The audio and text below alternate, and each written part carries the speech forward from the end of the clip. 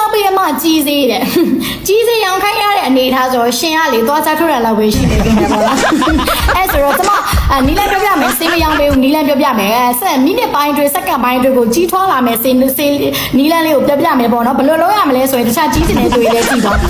ပရက်စိတ်စင်နေပဲဖြစ်ဖြစ်ခါစင်းအောင်လည်းပဲဖြစ်ဖြစ်ပေါ့နော်9မိနစ်လောက်သွားပြီးတော့စိန်ထားလိုက်နော်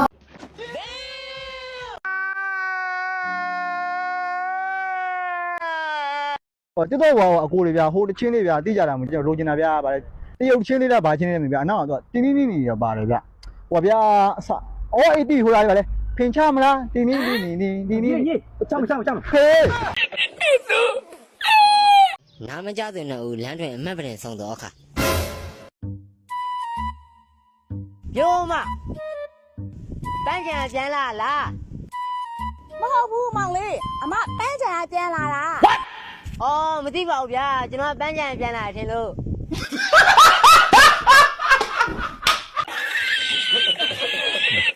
အိမ်မလေးဖေးကအမေကိုတူတူလေးကပြောတာသမီးကြားခဲ့တယ်သမီးဖေကသမီးမေကိုပြောတာအမေဘာပြောနေလို့သမီးကြောင်းသွားရင်တဲ့ပူစီလေးကိုစားမယ်နော်ဒီဘောကဲတဲ့နေသမီးအဲ့တော့ကဲလာလားဟာ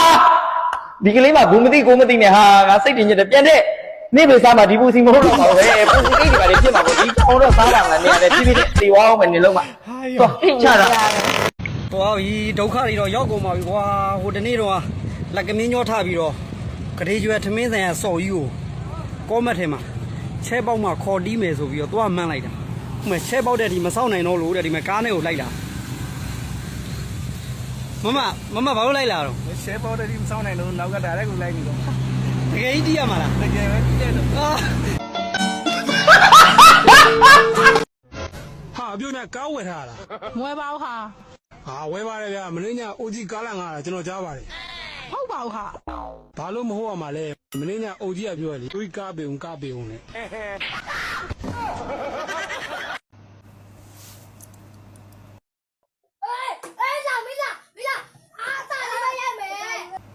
对啦，